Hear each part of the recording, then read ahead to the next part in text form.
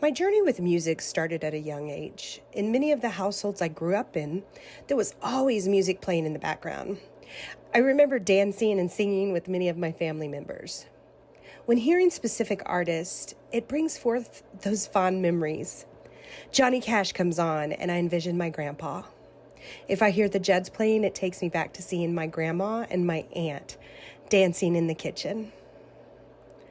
The musical connection I have with my father always occurred on Saturdays when he would pick me up and we would play a guessing game on who could name the artist on the radio. So my love for Stevie Nicks and other music of the 70s came directly from him. The other cool experience I had in my journey, besides being a music interpreter, is being a mom and teaching my children about my favorite artist. And then in turn, them teaching me about their favorite artist. But as millennials, they exposed me to all these underground R&B and rap artists. So we were able to share our love for the music, culture, and great dancing skills, which I do contribute to my DNA passed on to them, which they would completely deny. How music has connected me to the deaf world happened well over 20 years ago. I would host parties at my house, and all my deaf and hard of hearing friends would come over, and we would take turns signing songs, dancing, acting a fool. But it always centered around music and signing. It was just part of our regular Friday night activities. Then one night, I was fortunate enough to go in and attend an event hosted by the San Antonio Deaf Dance Company. And it was at this performance I witnessed greatness that would change the way I saw music interpreting forever. I sat back and I watched these phenomenal dancers, the Wild Zappers, a deaf dance group, incorporate music with signs, and I knew that this is what signing music should look like when we were interpreting. I began utilizing these concepts based off of what I saw the Wild Zappers do and what my deaf friends said they wanted to see on stage. And I was able to do it and had been doing it year after year. And it was awesome to see the request for music interpreting increase significantly during these times. And an interesting turn of events occurred.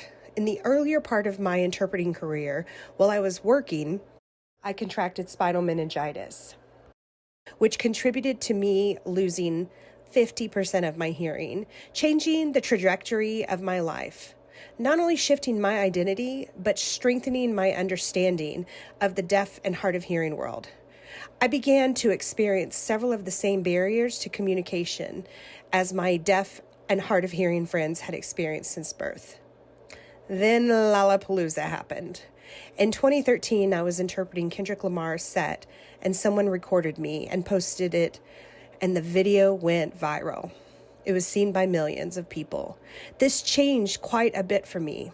I was able to use my platform to start educating and advocating for our community on the importance of access to entertainment and to tell the world very loud and clear that we deserve access and we should have access. But sadly, most of the comments in the comment section were always like, how can deaf people enjoy music? Why do deaf people go to concerts? They can't hear. So here's your answer. So many deaf people love music. It's a big myth in the hearing world. They think that deaf people can't hear, so therefore they don't like music. They don't like the sound. That is actually not true. Many deaf people love music. That's a fact. It's more about the feel and the way you vibe. We're just like anyone else. You asked me if a deaf person loves music. I would have to tell you, I am one of those people.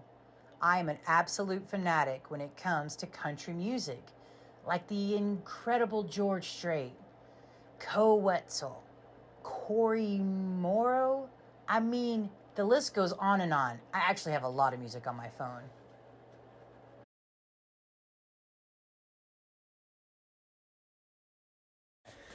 Deaf people love music. For myself as a deaf person, I've always loved music. There have been several deaf people that have come up to me over the years and have told me thank you for making music accessible. I've also met other deaf people in my life that music was not as important for them, but it wasn't until I got to the Rochester Institute of Technology that I met so many deaf people that love the music, and I've met so many more along the way. So I challenge you to flip the script when it comes to access. When places and events are set up, many of us are not even considered in the planning. Hearing people don't have to worry about whether or not you can hear your favorite artist because speakers are automatically provided, but interpreters and captioning is often an afterthought or not even considered. Let's rewrite the story together. What if at events in planning stages, we made interpreters and closed captioning the same priority as speakers, microphones, and lighting? Obtaining interpreter services and captions should not fall on the shoulders of our community, but it does. It sometimes takes days, weeks, months, even years.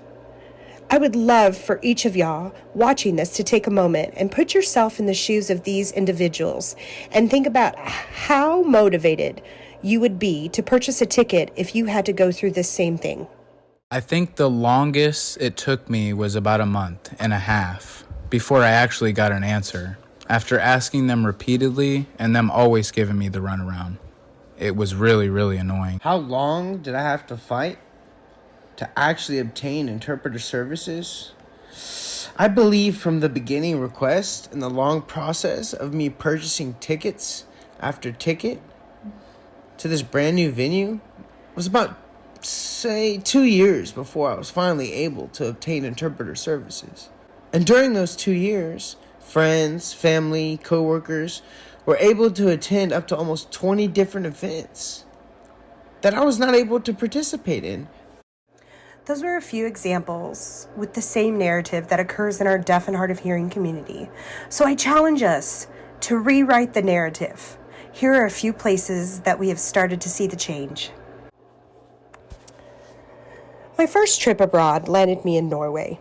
I hosted an intense music workshop for a group of interpreters. One of the interpreters was a deaf interpreter from Denmark. She explained her love for music and how she wanted to be a music interpreter, but she was told by hearing people that this was not possible.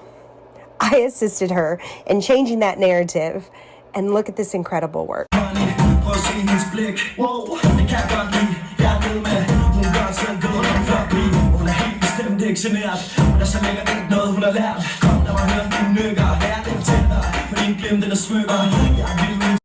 I then was invited to Switzerland.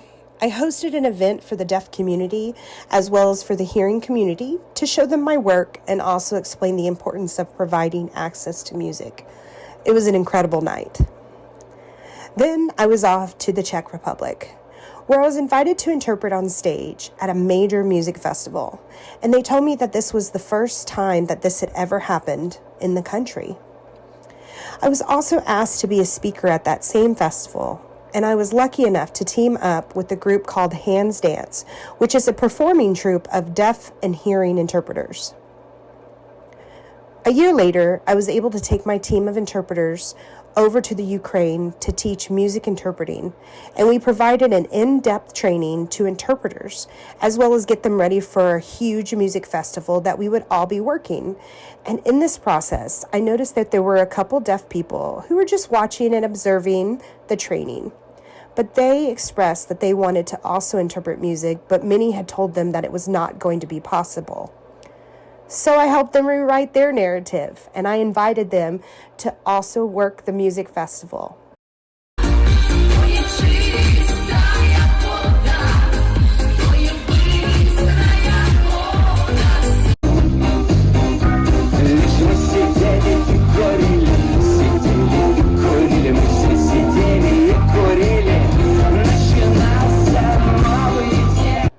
The last country I went to before our world changed by the pandemic was Romania. Leading up to the festival, I was able to train the interpreters virtually for a few months prior to the actual event. I had also met a deaf person that wanted to be a part of this experience. She told me that many of her colleagues said deaf people cannot interpret music, and I emphatically disagreed with them. I showed the hearing interpreters several videos of deaf interpreters on my team that interpret at music events in the States. They were shocked, but it also helped them realize to not put limits on anyone.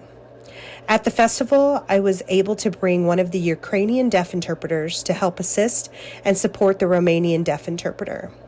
For the first time in her country, Elizabeta, a deaf interpreter, was on stage at a major music festival, and it was a historic experience for so many of us. There were over 200 deaf people in attendance.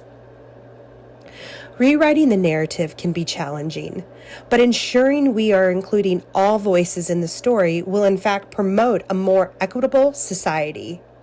You are worthy of this, and I am too. We all are.